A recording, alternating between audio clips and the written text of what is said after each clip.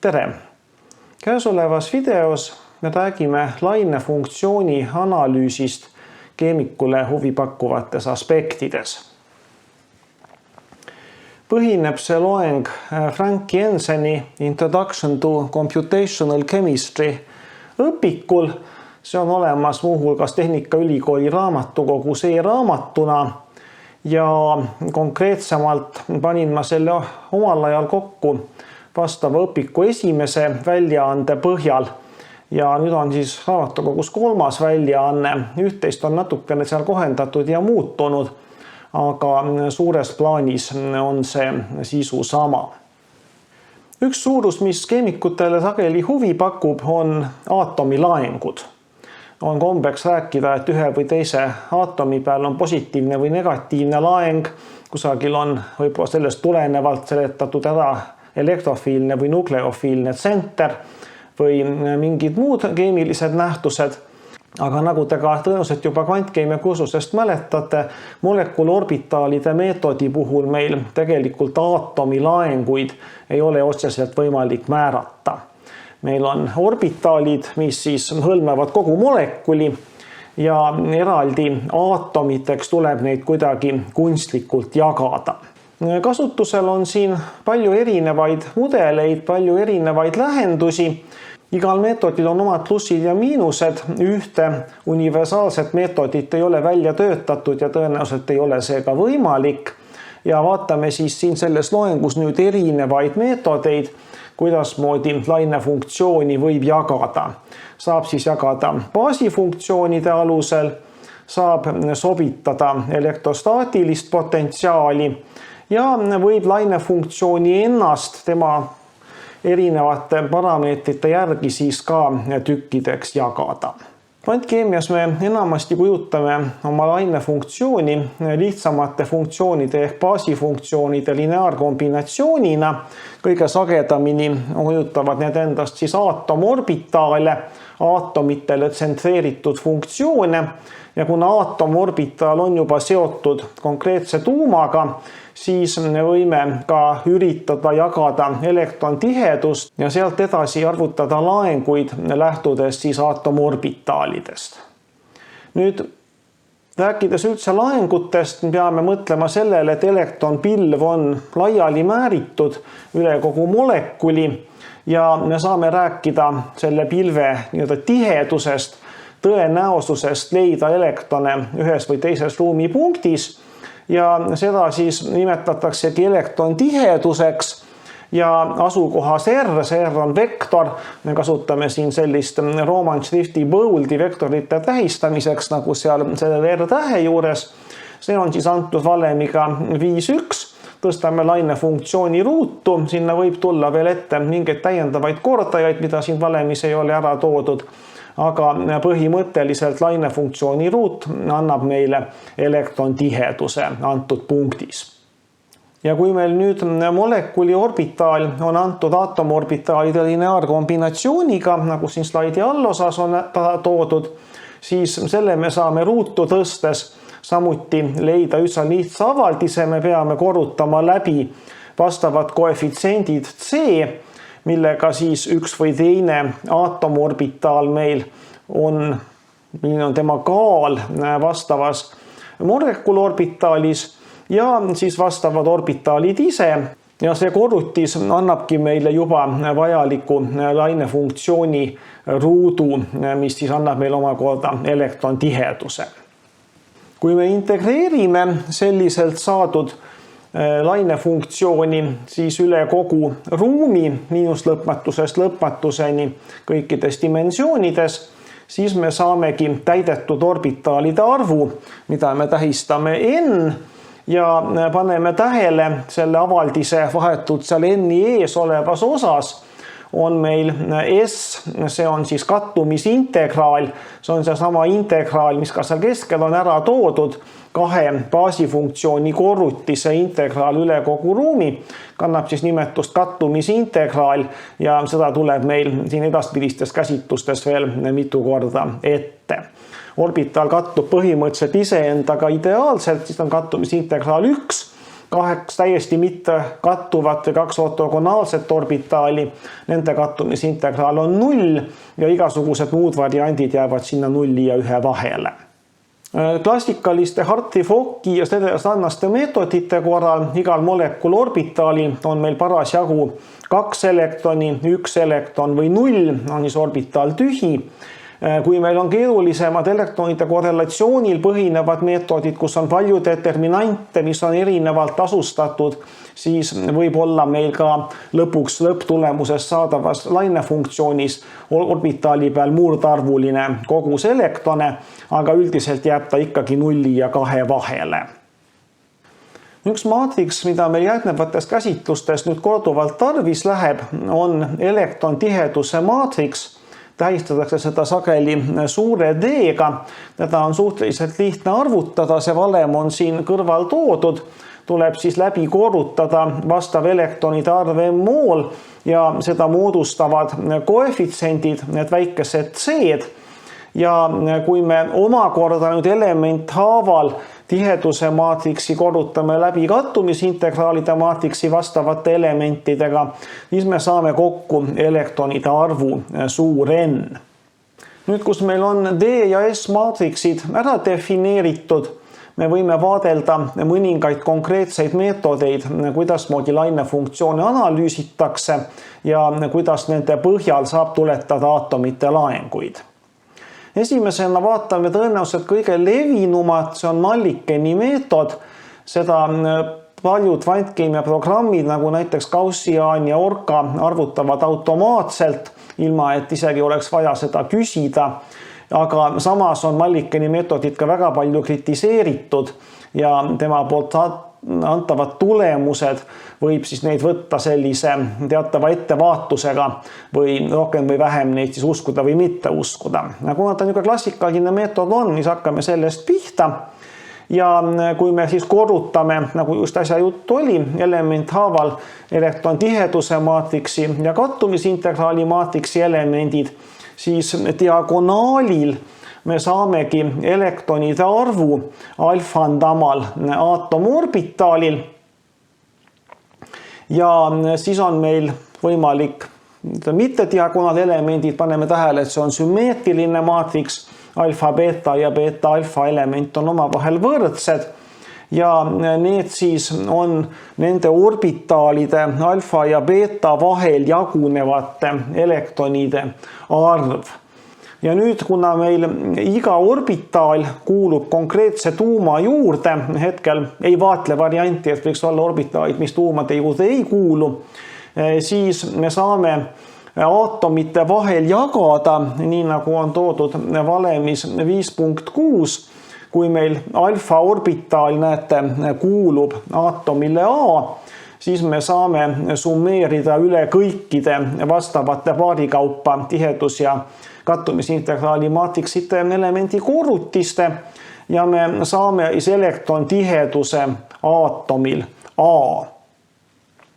Ja kui me omakorda nüüd lahutame tuumalaengust, elektronilaeng on negatiivne, sellepärast tuleb sinna ette miinusmärk, lahutame siis tuumalaengust selle elektrontiheduse rho, siis me saamegi vastava aatomilaengu. Ja on hästi lihtne programmeerida, on tsükkel või paar ja selle tõttu on ta väga populaarne, kuigi üsna ebatäpne.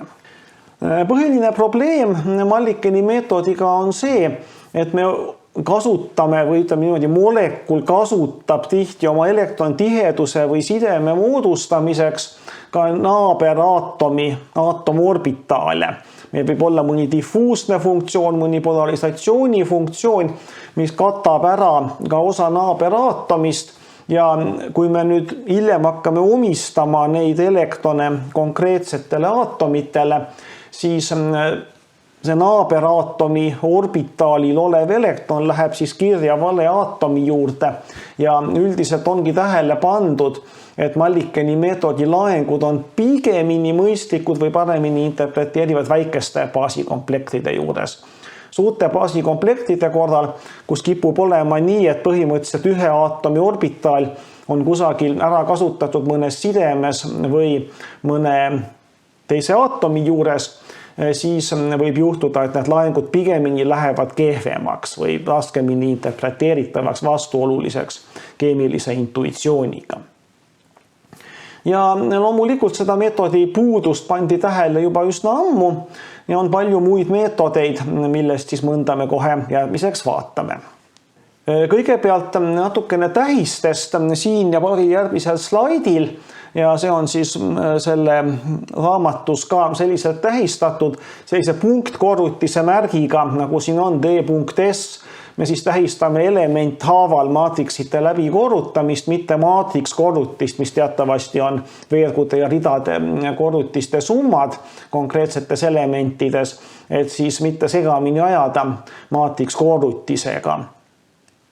Lövdini meetodis siis me põhimõtteliselt kasutasime D ja S tihedusmaatriksi ja kattumisintegraalide maatriksi elementide korrutist, siis meil on võimalik siis paremalt ja vasakult korrutada neid elemente siis kattumisintegraalide maatriksi vastava elemendi ruutjuurega. See siis võime tõsta teisele poole, eks ju, see on täpselt sama D.S. ruutjuur, D.S. ruutjuur annab sama, mis D korda S, sest see on elementhaaval korrutamine, me võime niimoodi teisele poole tõsta. Peale selle siis baasifunktsioonid korrutatakse ka läbi siis ruutjuure pöördväärtusega ja saadakse, siin all on siis näidatud selles 5.9 kuni 5.11 avaldistes, et ka sellisel juhul me saame ikkagi kokku elektronide arvu n. 5.9 on meile juba varasemast tuttav avaldis, 5.10 me oleme siis kahelt poolt selle S-i ruutjuure ja vastavalt tema pöördväärtusega kõigepealt läbi korrutanud. Need on kokku, see pöördväärtus on 1 ja nüüd edasi, kui me teeme sulud lahti, siis D korda S annab meile kokku n-i ja lõpuks siis avaldises 5.11 me saame tagasi oma elektronide arvu. Ja Lövdini meetod kasutab sellist elementhaaval korrutamisel saadud maatriksit siis edasises analüüsis. Neid detaile, kõiki neid valemeid me siinkohal ei vaatle.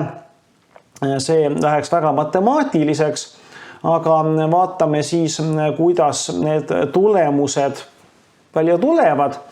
Lövdini ja Mallikeni meetodil siis mõlemal on osaliselt samad puudused, aga osaliselt on Lövdini meetod parem.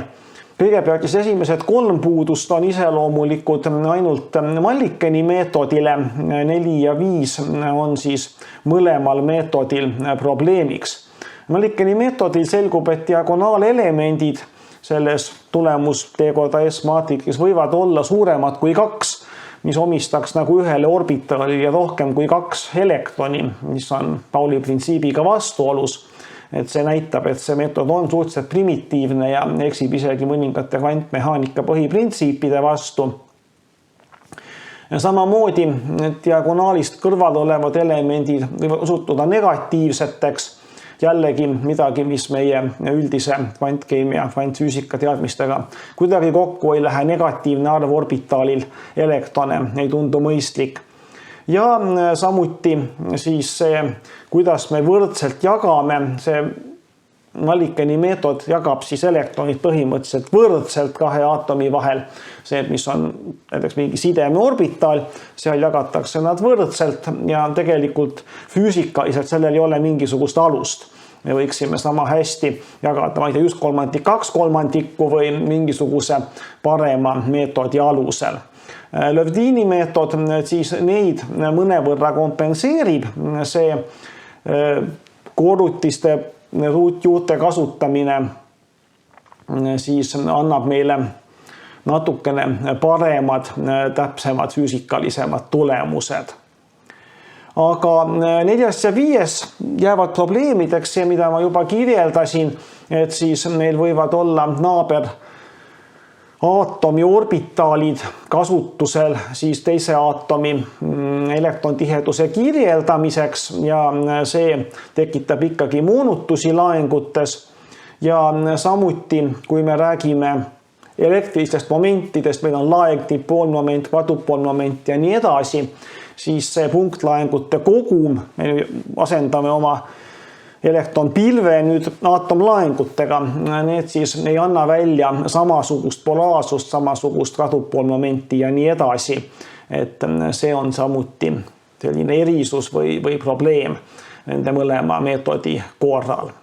Ja siin on siis ka toodud konkreetne näide, Gaussian 0,15 on niisugune üsna hajus diffuusne funktsioon, tema raadiuse ja phi ruutude korrutis, ehk mis näitab, kus elektron kõige tõenäosemalt leida on kusagil ligi Ångströmi kohal, mis on parasjagu vees OH sideme pikkus ja sellega saaks siis põhimõtteliselt sellise hapnikul oleva orbitaaliga saaks juba kirjeldada elektrontihedust vesiniku juures ja ongi põhimõtteliselt võimalik sedalaadi suurte funktsioonidega, mäletate, me rääkisime kvantkeemiast 1-tsentilisest lähendusest baasikomplektina, on võimalik ära kirjeldada põhimõtteliselt kogu veemolekul, aga see annaks siis täiesti ebafüüsikaliselt, pärast omistaks tagantjärele need elektronid hapniku aatomile, annaks täiesti ebamõistlikult polaarsed sidemed. Ja nagu ma ka juba ütlesin, pigemini väikesed baasid võib isegi selliste analüüside jaoks julgen soovitada STO3G või mõnda muud hästi pisikest baasi. See võib anda natukene isegi mõistlikumaid tulemusi kui siin asjalike suurte baaside kasutamine, mida me muidu kvantkeemias enamasti eelistame.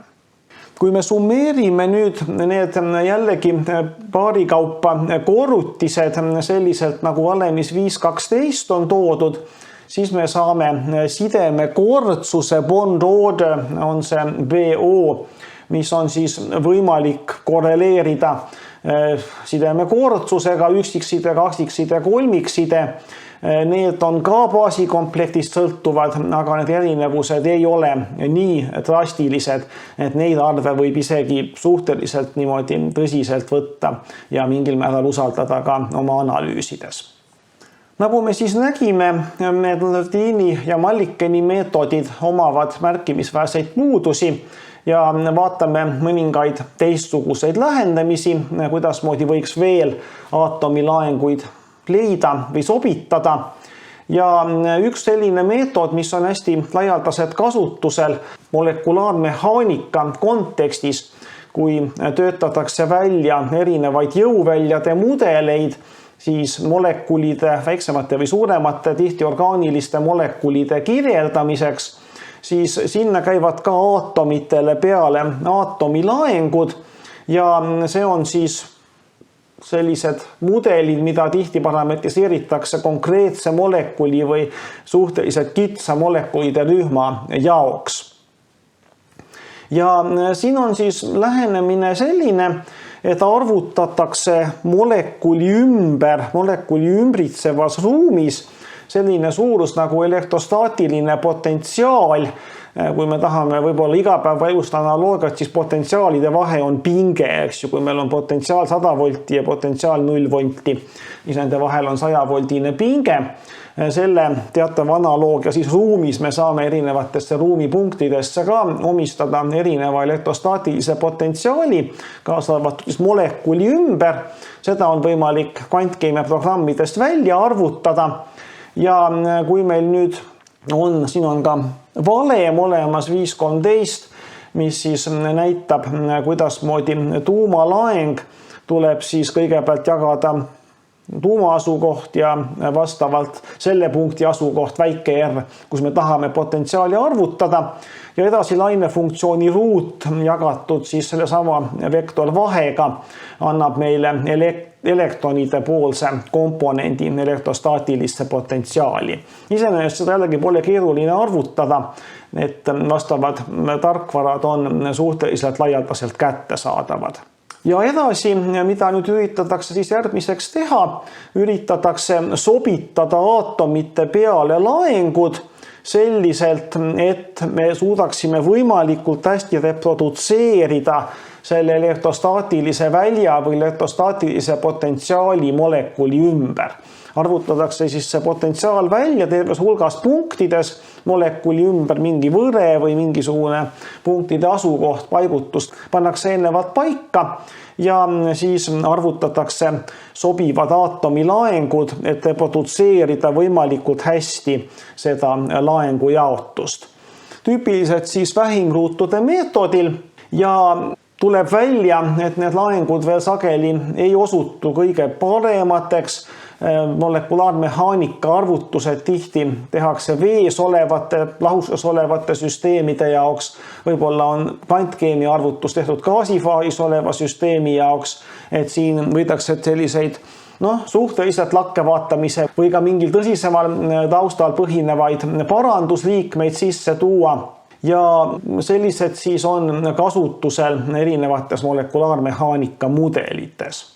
Erinevate baasikomplektide, erinevate siis kvantmehaanika meetodite kasutamisel saadakse üldiselt üsna sarnased elektrostaatilise potentsiaali väärtused, mistõttu ei ole erilist põhjust kasutada suuri ja keerulisi meetodeid, piisab täiesti lihtsatest, siin on siis toodud näide double zeta polarisatsioon ja Hartree-Fock, sellel tasemel me võime juba saada üsnagi korralikke elektrostaatilisi potentsiaale ja sellest siis sobitada laenguid. Jõuväljades printsiip on see, et igal aatomil on konkreetne laeng, sõltumata sellest, mida see molekul teeb. Tegelikult kui molekul deformeerub, eriti kui konformatsioonid muutuvad, siis muutuvad ka aatomitel laengud, sest elektronid paigutuvad ümber.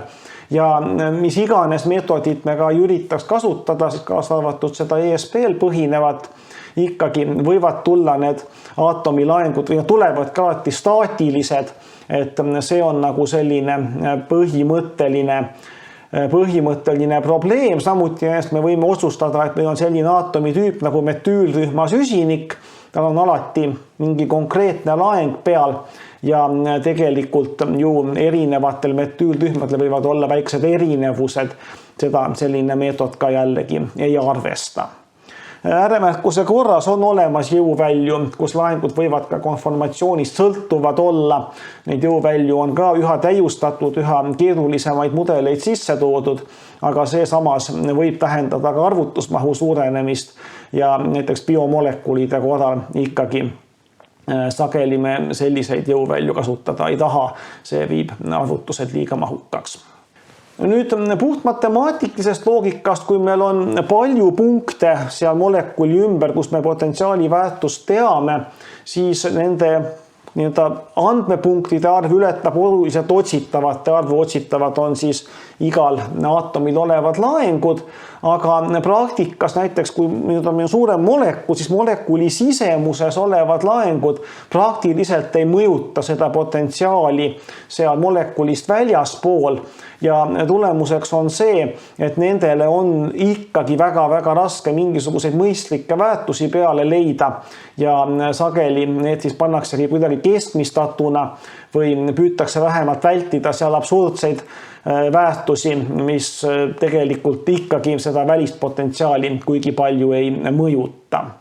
Üks võimalus on ka tuua sisse täiendavaid laenguid mujale kui aatomite endi peale, võib kuhugi sideme keskele veel laengu panna või mingisse muusse huvipakkuvasse punkti, võib-olla vabu elektronipaare täiendavate laengutega kirjeldada. Et selliseid lisanippe, lisaparameetreid jõuväljadesse sõltuvalt siis vajadusest ja autori fantaasiast tuuakse vahetevahel sisse, nad annavad kindlasti paremaid kujutlusi, aga võib-olla jällegi, kui nüüd keemik küsib, et kus siin see pluss või miinus laeng on molekulis, siis sellele vastusse saamine muutub üha raskemaks. Siis on veel variant minna, laeng on meil põhimõtteliselt nulljärk, eks on esimest järku, on meil siis diippool, siis on meil kvadrupool, oktupool ja nii edasi. Et kui me tahame, me võime molekuli hoopiski sellisest aspektist püüda täpsemalt kirjeldada ja on üks selline meetod näiteks olemas nagu distributed multiple analysis, DMA, mis siis isegi ei arvuta mingites punktides välja seda potentsiaali, vaid suudab otse lainefunktsioonist siis leida erinevad elektrilised momendid, laengud, diippoolid ja nii edasi. Aga see ei ole just kuigi võib-olla levinud meetod, mõnede jõuväljade juures leiab see kasutamist.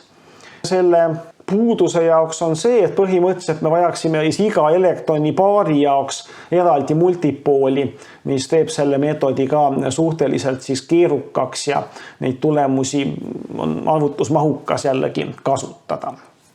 Viimastel aastatel, võib-olla võiks juba öelda aastakümnetel, üks levinumaid lainefunktsiooni analüüsi meetodeid on siis Atoms in Molecules või ka pikema nimega Quantum Theory of Atoms in Molecules, mõlemad lühendid AIM või QTAIM kohtab kirjanduses. Sellest oli meil kvantkeemia kursuses päris pikalt juttu, ma siin seda üle kordama ei hakka, aga tuletan lühidalt meelde põhiidee. Meil on siis tuumade juures on elektrontiheduse maksimumid ja järelikult kusagil seal vahepeal peab olema miinimum ja saab siis jagada neid miinimumpindu mööda molekuli elektronpilve osadeks, neid nimetatakse siis aatomiteks selles kontekstis või selles mudelis. Ja kui meil on elektronpilv niimoodi selliste kõverate pindadega, mul on siin ka mõned näited õpikust toodud, selliste kõverate pindadega tükkideks lõigatud, siis me saame iga tüki sisse ära integreerida, kui palju sinna elektrone jäi ja siit juba edasi arvutada laengu, tuletada sidemete võrgustikku. See on päris huvitav ja mitmekesine teooria, mis annab palju-palju rohkem kui ainult aatomi laengud meile välja. Ja see meetod töötab kaunis hästi, ta on saavutanud suure populaarsuse ja sellist analüüsi leiab päris paljudes keemiaartiklites, eriti kui püütakse keemilist sidet kuidagi kirjeldada, siis otsitakse neid sideme kriitilisi punkte ja sellega seotud suurusi saab päris kenasti iseloomustada. Et sellisest meetodist siis oli meil varasemalt juttu ja võite teda proovida kasutada. Võib-olla oluline puudus selle juures on, et ta on üsna arvutusmahukas. Erinevad programmid on liikvel, mõned neist ainult tasulisena, mõned tasuta, et tasub natukene uurida, ta on ka üsna suured, spetsiifilised ja arvutusmahukad programmid, et võib siis neid proovida leida internetist ja hankida ja kasutada. Ja üks hea omadus veel AIM-i juures on see, et need meetodid või need tulemused sõltuvad suhteliselt vähe kasutatud meetodist ja baasikomplektist. See üldine elektronpilve struktuur tuleb välja enam-vähem kõigi meetoditega üsna sarnane. Järgmiseks vaatame sellist mudelite perekonda, mida nimetatakse lokaliseeritud orbitaalide mudeliteks. Need siis põhinevad sellel ideel, et Hartree-Focki või ka tihedusfunktsionaalide teoorias näiteks saadud lainefunktsioon on põhimõtteliselt ainult üks võimalik lahend, üks võimalik ekvivalentsetest lahenditest ja kõik nad annavad tegelikult sama energia. Kui see suur phi on siis meie lainefunktsioon, tüüpiliselt siis M-moode baasil, ja me võime selle läbi korrutada sobivalt moodustatud maatriksiga U. See moodustab uued lineaarkombinatsioonid ja üllataval kombel annavad nad täpselt sama energia. Ja on siis võimalik siis kuidagimoodi deformeerida või ümber kujundada lainefunktsiooni, et siis saada erinevaid orbitaale ja tihti siin on eesmärk just saada sellise kujuga orbitaale, mis midagi nii-öelda keemilise intuitsiooni seisukohalt ka siis vaatajale tähendaksid. Kui te mäletate kvantkeemia kursusest, natukenegi suurema molekuli korral orbitaalide kujud on sellised suhteliselt raskesti interpreteeritavad, tihti üle kogu molekuli laiali määritud ja ei võimalda selliseid lihtsaid keemilise intuitsiooniga seotud nähtusi kirjeldada. Üldiselt nimetatakse selliseid lähenemisi siis orbitaalide lokaliseerimiseks, püüdeks siis sellelt suurelt nii-öelda molekuli ületavate orbitaalidelt siis üle minna mingitele kompaktsematele, keemiliselt kergemini arusaadavatele orbitaalidele. ja selleks siis võetakse mingisugune sobilik operaator, siin on ta meil omegaga tähistatud, praktikas võivad siin olla erinevad tähised eri autoritel kasutusel ja võetakse siis selle keskväärtus ehk oodatav väärtus ja püütakse seda siis kas minimiseerida, maksimiseerida või mingil muul viisil optimeerida. Sõltuvalt sellest, milline see omega operaator on siis erinevate autorite meetodid. Üks ajalooliselt vanemaid on selliselt autorilt nagu Boyes, oli kvantkeemik, kes tegi ka palju muid kasulikke asju siin eelmise sajandi esimesel poolel ära kvantkeemias. Ja seal siis kasutatakse 2 elektroni vahekaugust, näete, meil on seda R1 miinus R2 ruudus. See siis on meil 2 elektroni, jällegi R-id on vektorid, eks ju, vektorvahe, mida lähemal või mida kaugemal siis vastavalt ja saadakse võimalikult kompaktsed orbitaalid, püütakse siis saada hajunud orbitaalide asemele midagi kompaktset. Sellel leiti olevat omad puudused ja on siis selle edasiarendused, näiteks Edmiston-Rüdenbergi meetod, kus siis vastupidi võetakse elektronide vahekauguse pöördväärtus, mida püütakse siis minimeerida, et siis tõukumist minimeerida. Pigemini siis, kui me varem sulusime kokku, see võib-olla pigemini nagu suurendas tõukumist, siis siin me püüame tõukumist minimeerida. Siis on meil Pipek-Meesey meetod, kus püütakse Mullikeni laengute summat võimalikult suureks ajada. Ja siin on siis teatud valemid, saab arvutada iga aatomi panuse, korrutades siis läbi vastavad M-koefitsiendid ja kattumisintegraali. Ja siis selle rho aatomi laengu ruutu maksimiseeritakse, püütakse võimalikult suurt väärtust sinna leida. Ja kuigi need valemid on erinevad, tegelikult annavad need meetodid kõik, võiks öelda siiski suhteliselt sarnaseid tulemusi. Neil on omad plussid ja miinused. Üks tähelepaneväärne erinevus on meil kaksiksidemete korral. Me oleme harjunud kirjeldama keemias kaksiksidet kui sigma ja pi sideme nii-öelda kooslust, aga tegelikult teine peaaegu sama hea variant on võtta 2 niinimetatud banaanikujulist sidet. Kes siin nüüd anorgaaniline keemia 2 õppisid, kes meil tuli natuke teises kontekstis analoogne asi boraanide juures ette, kus seal oli prooton ka sees, aga jätame selle prootoni ära. Võtame lihtsalt siis 2 sellist kõverat sidet ja me saame selliselt ka kaksiksideme ära kirjeldada. See ei ole meile võib-olla harjumuspärane, aga tegelikult see on täiesti ekvivalentne. Ja siis siin on meil ka üks näidisjoonis õpikust. Esimeses veerus on siis nii-öelda kanoonilised molekul-orbitaalid, selliseid muideks nägite, see on täpselt sama eteeni molekul, mida me jaotasime lämmastikku. Põhimõtteliselt see pilt on suhteliselt sarnane, aga eteeni puhul ka.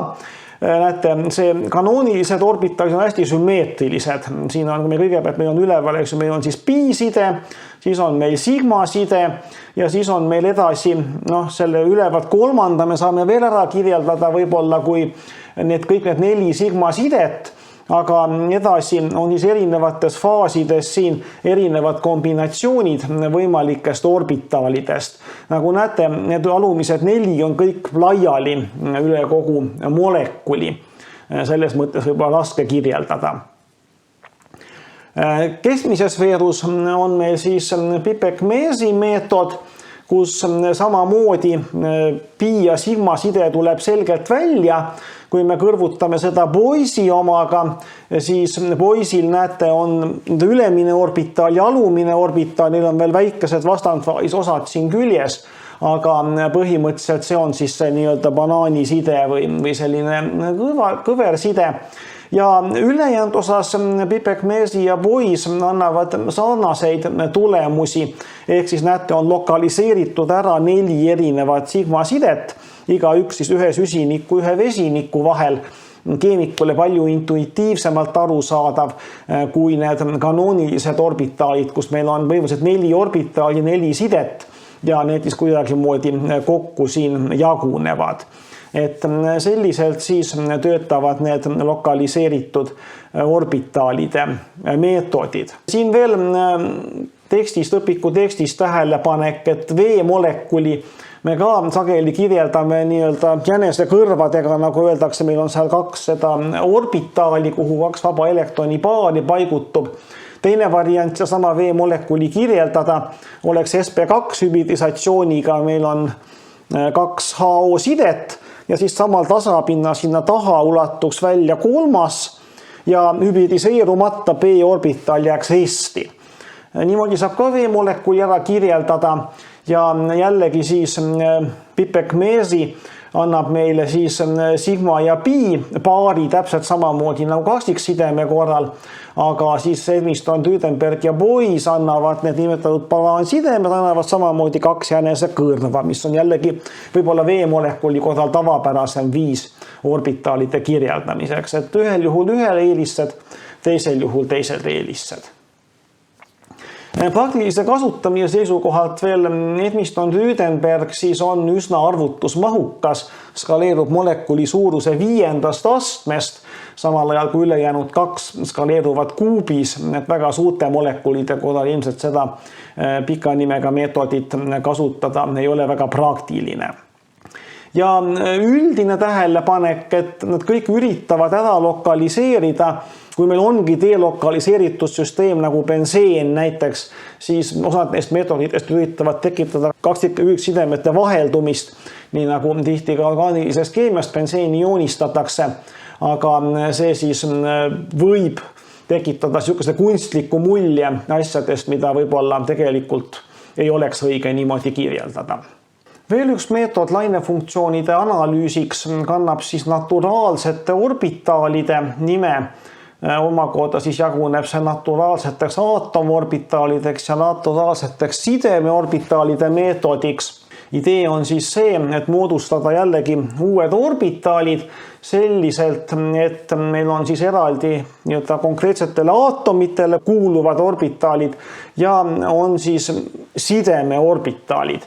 Et selline jaotus, selline mudel, selline lähenemine.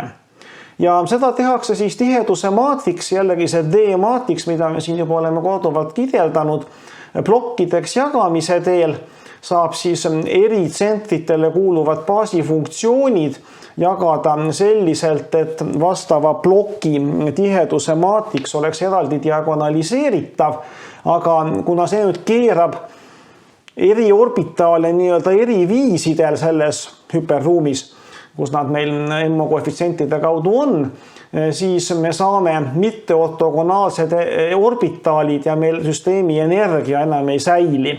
On siis võimalik lõpptulemus ortogonaliseerida, et vähemalt orbitaalide ortogonaalsus taastada. Ja saab siis jagada tiheduse maatriksi niisugusteks kastikesteks. Ma ei ole siin kopeerinud, muidu õpikus on ka terved suured plokkskeemid ära toodud, aga see on suhteliselt selline harva kasutatav meetod, et ma siin temasse väga ei süvene, aga võime siis näiteks jagada, et kui plokis on enam-vähem 2 elektroni, siis me ütleme, et see on aatomi naturaalne orbitaal ja kui siis on natukene madalam, me saame selle klassifitseerida kui siis vabad elektronipaari. Ja kui me nüüd lahutame aatomid maha, siis me saame jäägi jagada aatomipaaride vahel ja protseduuri seal korrata ja siis me saame samamoodi sidemed ära iseloomustada, saame sideme orbitaalid nii-öelda välja eraldada niimoodi plokkhaaval. Et selline tiheduse maatriksi tükeldamine, lahutamine, plokkideks jagamine, siin praegu ma seda väga-väga pinnapäraselt kirjeldasin, selle taga on terve hulk algoritme ja valemeid. Ja põhimõtteliselt saab edasi isegi leida 3-tsentilised sidemed, nagu siin booriühendites esinevad ja ka 4 ja enama tsentilisi sidemeid on siis võimalik selliste meetoditega välja tuua. Ja sealt edasi saab jällegi jagada siis vaadata, kuhu orbitaal kuulub, arvutada aatomi laenguid. Et sellised meetodid, nad on olemas, lihtsalt ma mainin nad praegu siin ära, kui teil peaks vajadus tekkima tulevikus, võite nendesse siis detailsemalt süveneda. Ja viimaseks käesolevas loengus me vaatame mõningaid tabeleid, need on siis nüüd Jenseni õpiku varasemast väljaandest, uuemast, mis meil raamatukogus on teised tabelid natuke uuemate meetoditega ära toodud, aga mulle tundus, et need vanad on isegi võib-olla mingis mõttes iseloomulikumad. Ma jätsin need siia loengusse sisse. Kõigepealt siis see konkreetne tabel siin näitab meile aatomi laenguid metaanis.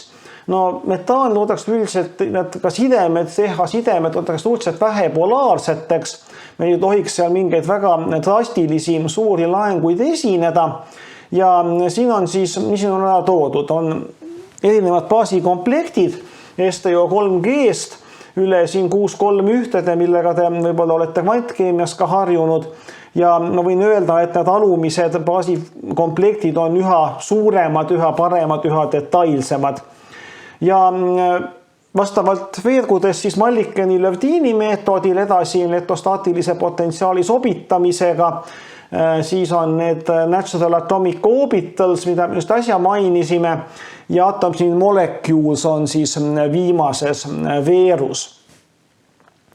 Ja kui me nüüd vaatame, püüame seda ka mingil määral keemilise intuitsiooniga kokku viia, siis süsinik ta võiks olla kusagil seal enam-vähem neutraalne, kindlasti tohiks olla väga drastilisi laenguid peal ja mida me näeme 321G siis baasikomplekt annab meile näete Mallikeni meetodil -0,8 kindlasti ebasobivalt madal laeng ja huvitaval kombel see natural atomic orbitals annab alates 321-st allapoole praktiliselt kõigi baasikomplektidega tugevalt negatiivse laengu süsinikule.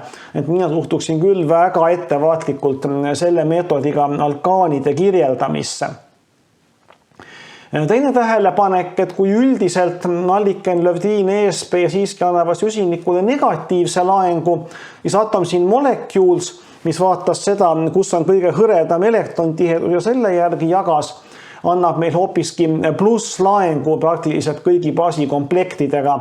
Et see on jällegi küsitav, kuigi pluss 0,2, miinus 0,2, eks ta on selline võib-olla ka natukene vaieldav, mis see kõige õigem või kõige tähtsam, kõige sobivam laeng seal oleks. Mida me veel tähele paneme? Väga suured baasikomplektid, alt teine rida, see on siis double zeta augmentid, see on siis diffuussed funktsioonid, polarisatsioonifunktsioonid ja nii edasi. Mallikeni meetodil äkki annab meile pluss 0,63. Kõige positiivsem arv vist kogu selles tabelis. Lähme samast baasikomplektide perest üks rida allapoole, triple zeta, -1,2. Ega see parem ei ole. Et siis ilmselt on ta mingi osa süsiniku elektroni tihedust ära kirjeldanud, vesiniku elektroni tihedust ära kirjeldanud süsinikul olevate orbitaalidega. See annab siis sellise tugevalt negatiivse väärtuse meile. Et see Mallikeni veerg on võib-olla ka selles mõttes iseloomulik, et ta näitab, kui suvalised need tulemused on sõltuvalt baasikomplektist. Pigemini soovitaks siin väiksemaid baasikomplekte tunduvad nagu natukene normaalsemad. Lövdini meetod näete on tunduvalt stabiilsem, kuigi kõikumisi on siingi ja see kõige viimane baasikomplekt, kes Mallikenil andis tugeva miinus, annab siin ainukese positiivse laengu meile. ESP fit näete on väga tundetu baasikomplekti suhtes, tehke STO3G-ga või tehke suure correlation consistantiga, saate suhteliselt sarnased tulemused. Ja need natural atomic orbitals, kui need absoluutväärtused nii imelikud ei oleks, on ju ka STO3G välja arvata väga kenad ja stabiilsed. Aga mida me teeme teadmisega, et metaani süsinik on peaaegu -1 laenguga, ma ei tea. Ma arvan, et keemilise intuitsiooniga see hästi kokku ei sobi. AIM-i positiivsed, sama asi, üsna stabiilsed, kuigi siin 321G natukene veiderdab meil, aga samas see, et ta kõik plusslaenguga on, paneb jällegi küsimärgid vähemalt minul püsti. Ja see näitab ka seda, et aatomi laenguid ei maksa võtta väga tõsiselt, mingi pluss-miinus 0,5, isegi sinna tänna näete meetodite vahel ei ole mingisugune ime. Et võib-olla mingeid trende arvutada, sarnaseid süsteeme võrrelda võib-olla on kohane, aga väga tõsiseid järeldusi kvantkeemilisest aatomilaengutest ikkagi teha ei maksa. Siin on meil veel veemolekul. Veemolekulist siis hapnikku on arvutatud, mis peaks igasuguse loogikaga olema negatiivne ja on ka. Ja siin on ta võib-olla isegi stabiilsem, Mullikanil 321G ja 631G muideks ka annavad võib-olla natukene eristuvalt negatiivsemaid väärtusi.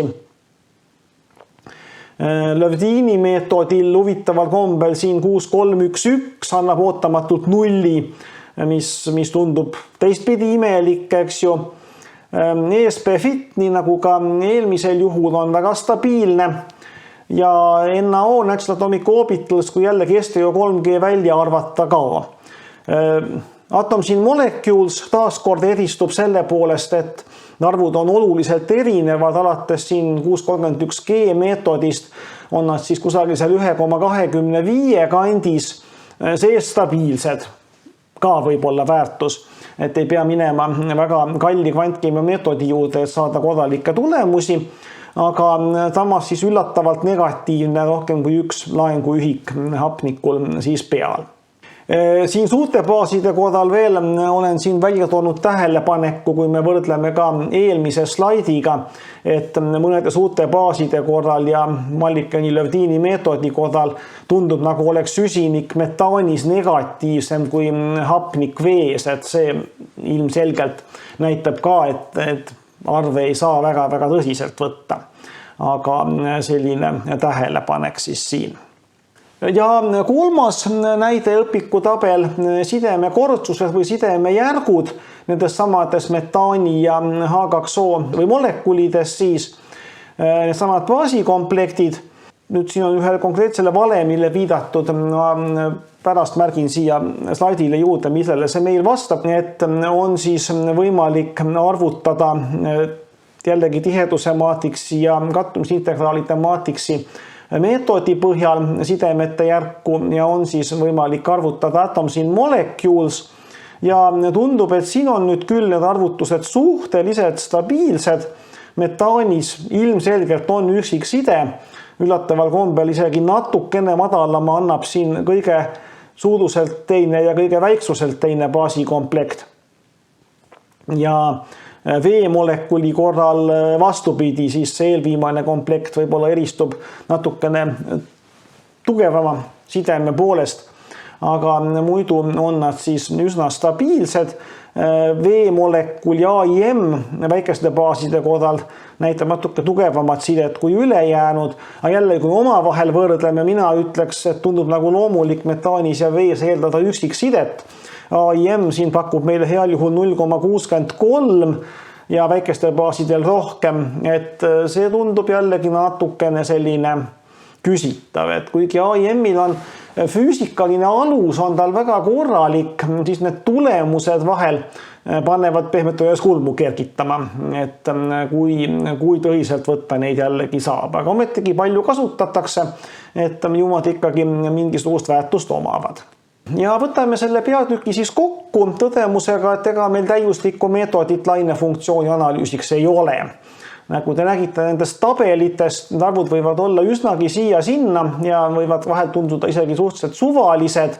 Ja eks siin ongi, me püüame nüüd kokku viia kaks täiesti erinevat maailma.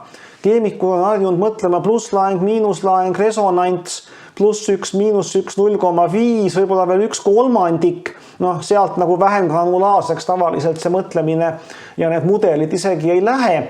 Kvantkeemia on nõus andma teile igasuguseid arve, -1 ja +1 vahel ja rohkemgi. Need mõistete süsteemid tegelikult ei istu võib-olla kõige paremini omavahel kokku ja selle tõttu siis tuleb väga hästi teada, mida need meetodid kirjeldavad, kui tõsiselt üldse võib neid arve võtta ja samuti siis, kus nad pigemini ebaõnnestuvad, näiteks suured baasid nende Mullikani-Lövdini ja ka mitme muu meetodi puhul annavad pigemini kehvi tulemusi, et ei ole põhjust loota, et võtame parema mudeli ja saame saame parema tulemuse, et need meetodid ongi sellised natukene savijalgadel.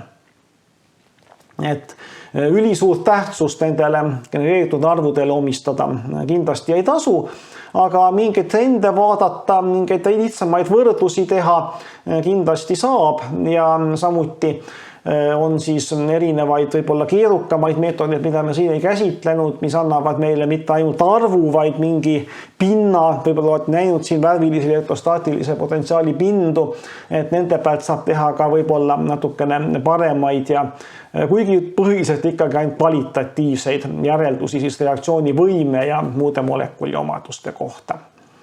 Et selline peatükk meil ja tänan kuulamast.